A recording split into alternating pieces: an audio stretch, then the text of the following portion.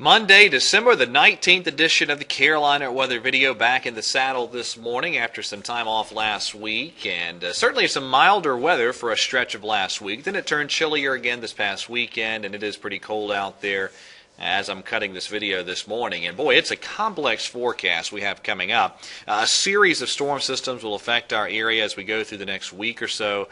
And there is just tons of uncertainty with a lot of the specifics with those incoming systems, even right down to the timing of those systems, and even sometimes whether or not they'll actually exist. I'll show you that here as we go through today's edition of the video. Now, it is pretty chilly this morning, a lot of 20s and 30s across our region as we're beginning this Monday morning of Christmas week. Now, look what's happening out west. All the precipitation beginning to break out into Mexico, Texas, and Oklahoma, into Kansas, and this is the beginnings of what's going to be a major winter storm. There's the watch, warning, and advisory situation this morning. All those white shaded counties from Arizona to Kansas, those are all winter weather related products. And check out what the RPM model is printing out for snow accumulations with this system. That first shade of pink you see there, that's over 10 inches of snow. The purple shade, that's over a foot. And when you get those green shadings, that's when you're getting over 16 inches or so of snow. So this is going to be a huge winter storm. Blizzard conditions coming from the Texas and Oklahoma Panhandle regions up into parts of Kansas, southeastern Colorado, northeastern New Mexico. This is going to be a big-time winter storm over the next couple of days out that way. Now, for our area, here's a shot this morning from the Hawks Nest Resort area, and the snow guns are on as they are across the region for the ski resort areas with this cold morning unfolding. And there is a look at the upper air chart this afternoon off the European model. There is the upper level disturbance driving that huge winter storm I mentioned.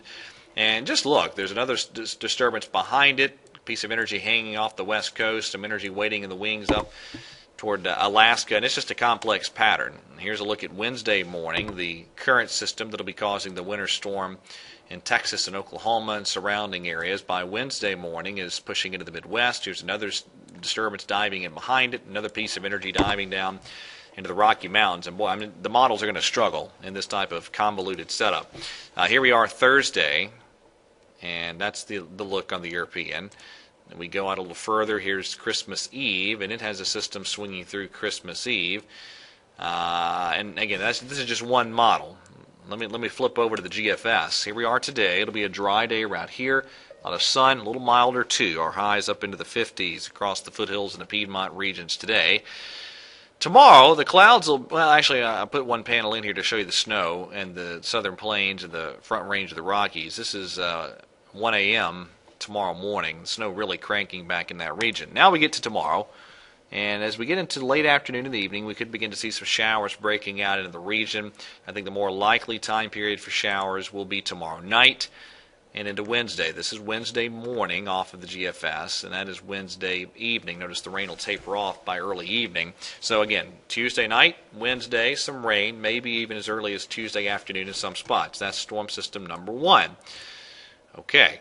Here we are Thursday, briefly in between systems, but notice already the rain really cranking back in the lower Mississippi and the Tennessee valleys as we get into Thursday afternoon.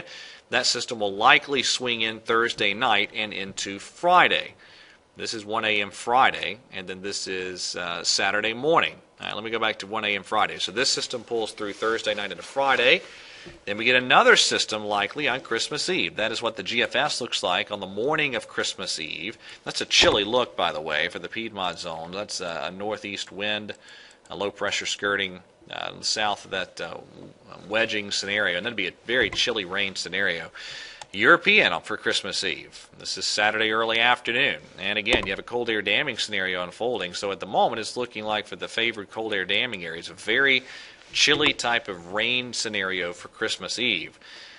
All right, going out further in time, this is Christmas morning. We actually do have a little bit of agreement amongst the modeling, at least between the GFS and the European, of a dry Christmas day. That is Christmas morning in the GFS. This is out to Monday now, and that's when the GFS brings another storm system in on Monday, the 26th. The European has no such system with this latest run for Monday.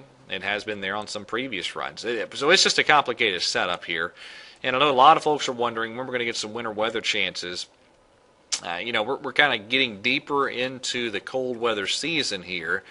And when you start seeing setups like that one, that's getting to be a close shave in terms of winter weather potential for for instance, a system like Christmas Eve. I think that stays rain, but we're getting closer and closer to some of these becoming potential winter weather issues, and we're just going to have to keep watching and waiting and see how this plays out as we go forward in time. All right, that is it for today. Thank you for watching. Have a great Monday, and God bless.